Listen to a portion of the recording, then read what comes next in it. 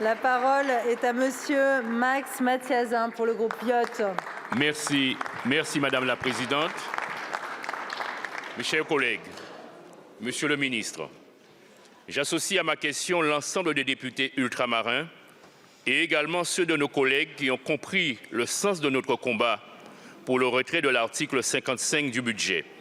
Article qui a soulevé, la colère dans nos territoires. Les députés ultramarins mobilisés contre cet article ont été reçus ce matin à leur demande par M. Gérald Darmanin, ministre de l'Intérieur et des Outre-mer. Nous lui avons expliqué les effets pervers de cet article qui prévoit une aide à l'installation professionnelle pour tous les actifs, quelle que soit leur origine, territoire ultramarin ou pas. Nous lui avons rappelé que c'est le gouvernement et lui seul qui avait maintenu cet article en dépit de notre opposition unanime. Nous lui avons demandé le retrait de cet article et il l'a fait. Il nous a entendus, nous lui en remercions. Il s'agit pour nous de reprendre les mesures proposées dans l'article initial, de la proposition de loi 1159, dont je suis co-auteur avec mon collègue Olivier Serva. Notre demande est clairement un passeport pour le retour au pays.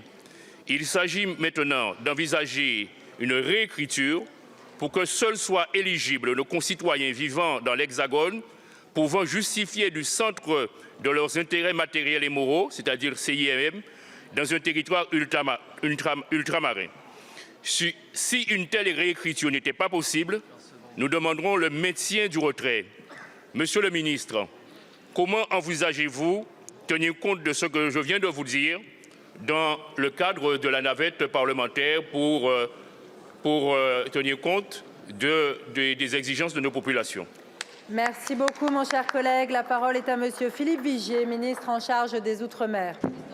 Merci Madame la Présidente. Mesdames, Messieurs les députés, Monsieur le député Max Mathiazin, vous posez une question importante, c'est celle du déclin démographique que l'on constate par exemple en Martinique et en Guadeloupe et qui avait été constaté par chacun.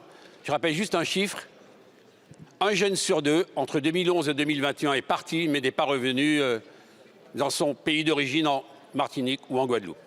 Face à cela, il y a eu un article de la loi de finances qui s'appelle le fameux article 55.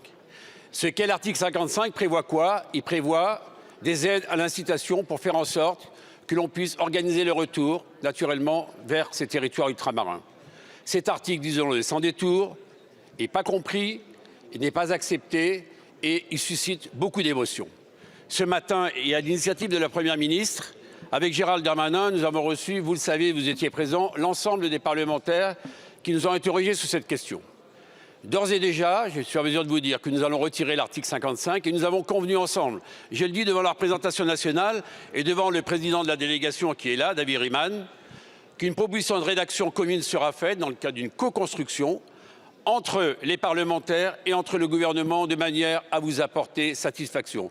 Et on tiendra compte de quelque chose qui a été porté par le député Serva dans sa proposition de loi, tenir compte notamment ce qu'on appelle du CIMM, des centres d'intérêt matériels et moraux, de manière à ce que l'on puisse donner une priorisation aux ultramarins pour qu'ils puissent retourner au pays. Et dernier mot, puisque nous terminons la loi de finances, je vous rappelle que dans le cadre du budget, c'est 2 millions d'euros en plus pour le dispositif Cadre d'avenir qui permettra justement à des jeunes formés dans l'Hexagone de retourner exercer toutes leurs compétences dans les territoires ultramarins.